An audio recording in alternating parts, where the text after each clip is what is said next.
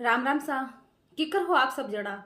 और केड़ी चल रही आप लोगों की पढ़ाई पढ़ाई कर भी रिया हो के टाइम पास कर रहा हो। अगर टाइम पास कर रहा हो तो पढ़ाई माते लाग जाओ। पढ़ाई हो अपनी जिंदगी बन जावेला। चाहे जिंदगी हो या पढ़ाई, कोई सा भी एग्जाम हो, चाहे जिंदगी का एग्जाम हो चाहे गवर्नमेंट जॉब की तैयारी, हमें एक बैलेंस बनाकर चलना बहुत ही जरूरी होता है। बिना बैलेंस के हमारा पलड़ा ऊंचा नीचा हो सकता है और या तो हम ऊपर जा सकते हैं या नीचे। तो हमें इन दोनों के बीच में बैलेंस बनाकर चलना है। बैलेंस ऐसा बनाना है कि तराजू के दोनों पलड़े बराबर रहे। इससे हमारी जिंदगी में भी और हमारी पढ़ाई में भी बैलेंस बना रहेगा। चाहे कोई सा भी एग्जाम पास करो, कोई सी भी तैयारी करो, अपनी तैयारी में बैलेंस बनाना बहुत ही जरूरी है।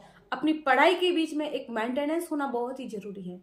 चाहे कोई सा भी एग्जाम हो, चाहे आप कोई सी भी तैयारी कर रहे हो, आपको पता होना चाहिए कि किताबों को किस तरीके से पढ़ना है, कौन से सब्जेक्ट को ज्यादा तवज्जो देना है, कौन से को पहले पढ़ना है, कौन से कितने सवाल आते हैं और कौन से सब्जेक्ट की तैयारी कैसे करनी है। तो आज हम इस वीडियो में इसी टॉपिक पर चर्चा करेंगे। बहुत सारे बच्चे जब तैयारी करते हैं ना, तो वो इस बात को लेकर कंफ्यूजन में रहते हैं कि हमें किस सब्जेक्ट को पहले पढ़ना है, कौन से सब्जेक्ट से सवाल ज्यादा बनेंगे और हमें किस सब्जेक्ट के कितना टाइम देना है। वो काफी टाइम तक ये चीज मेंटेन कर ही नहीं पाते, काफी टाइम तक वो समझ ही नहीं पाते कि हमें करना क्या है। तो चलिए देखते हैं कि आपको कैसे अपनी पढ़ाई के बीच में बैलेंस बनाकर रखना है। सबसे पहले जिस सब्जेक्ट में आप ज्यादा स्कोर कर सकते हैं उसको ज्यादा टाइम देना है। जैसे एज ही उदाहरण में आपको समझाऊं तो कि अपना रीड का जो सेकंड लेवल का पोर्शन है उसमें 4 भाग हैं।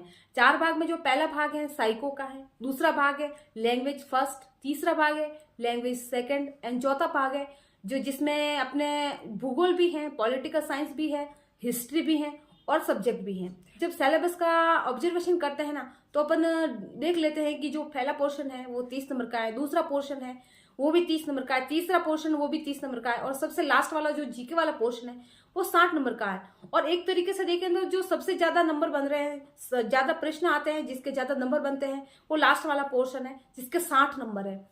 लेकिन अगर आप अगले वाले जो तीनों पोर्शन को देखोगे तो 90 नंबर के हैं और उन 90 नंबर में एक एक सब्जेक्ट है ना वो 30 नंबर का है। पहला साइको है जिसमें कुछ भी नहीं है, only and only psycho 30 number की। दूसरा और तीसरा पोर्शन जिसमें दोनों लैंग्वेज है, कुछ भी नहीं है, एकदम प्योर उनकी लैंग्वेज है, कोई सब्जेक्ट मिक्स नहीं है, वो 30-30 नंबर के हैं, तो 90 नंबर के हैं। और जो लास्ट वाला पोर्शन है जिसमें आप देखो हिस्ट्री भी है, पॉलिटिकल साइंस भी है, भूगोल भी है, समाजशास्त्र भी है, इकोनॉमी भी है, तो 5 से 6 सब्जेक्ट हो गए उसमें।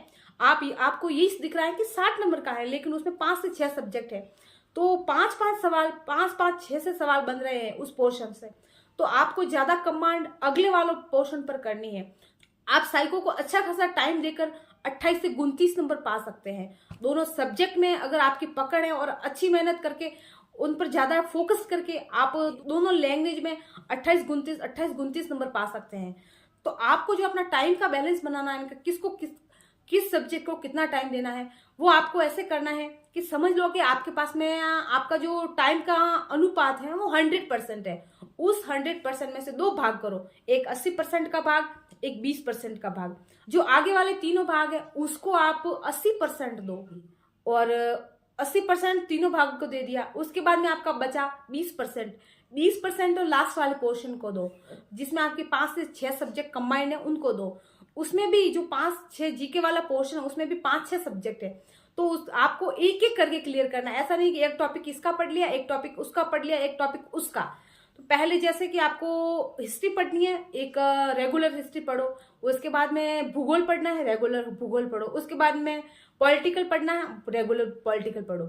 और जो आप 80% अपना टाइम दे रहे हो ना, वो तीनों सब्जेक्ट में दे रहे हो, जिसमें से आप 90 में से आसानी से अच्छी तैयारी करके 86-87 नंबर, चांसेज है ओनली एक प्रश्न या 2 प्रश्न गलत होने के, तो इतना आप आसानी से स्कोर कर सकते हो।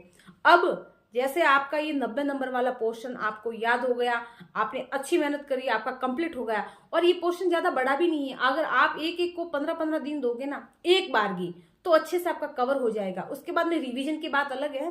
तो उसके बाद में जैसे ही आपका ये अगले वाला पोर्शन आपको अच्छे से याद हो गया, आपको लग रहा है कि इस भाग में आप 87-88 नंबर आसानी से स्कोर कर सकते हैं, उसके बाद में आपका जो टाइम का भाग है उसको जस्ट आप उल्टा कर देना है।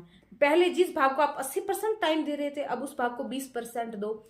और उसके बाद में जिस भाग को आप 20% टाइम दे रहे थे, उस भाग को 80% दो। पहले वाले पोर्शन में जो आपका तैयार हो चुका है उसमें आप 20% टाइम दे रहे हो, उसमें 20% में आपको उसका रिविजन करना है। तो एक तरीके से आपका 100% क्लियर हो जाएगा। और जिस भाग को अब आप सेकेंड टाइम 80% देने जा रहे हो ना, उसको तैयारी करते जाओ, तैयार करते जाओ। ये बात मैं ओनली रीट के लिए नहीं बोल रही हूँ, सभी एग्जाम के लिए। सबको, जो भी बच्चे तैयारी कर रहे हैं तो उनको खुद का सिलेबस पता होगा, सब्जेक्ट पता होंगे, किस भाग से कितने प्रश्न बनते हैं तो सभी को पता होगा। तो उसके हिसाब से आपको ये टाइम मैनेजमेंट करना है। फिर बच्चों की दिक्कत ये होती है कि एक सब्जेक्ट पढ़ने में किसी को बोरियत महसूस होती है। तो आपको, जिनको लगता है कि यार वो साथ में एक सब्जेक्ट नहीं पढ़ता, तो वो साथ में 2 सब्जेक्ट लेके चले। 2 सब्जेक्ट में भी एक हार्ड रखें, एक इजी रखें। हार्ड वाले को सुबह का टाइम देवें और इजी वाले को शाम का टाइम। क्योंकि सुबह अपना माइंड फ्रेश होता है, वेल रेस्टेड होता है, तो सुबह जो कैचिंग पावर होती है माइंड की वो ज्यादा होती है। तो हार्ड सब्जेक्ट को भी, हार्ड जो टॉपिक है उनको भी आसानी से कवर कर लेता है। और शाम के टाइम में इजी पढ़िए, आसानी रहेगी। उसके बाद में अगर आपको किसी सब्जेक्ट में स्पेशल इंटरेस्ट है तो उसको भी आप साथ में कवर कर सकते हैं। मैं आपको ये नहीं कहती कि आपको वो पढ़ना है, वो छोड़ना है, उसको पढ़ना है, उसको नहीं पढ़ना है।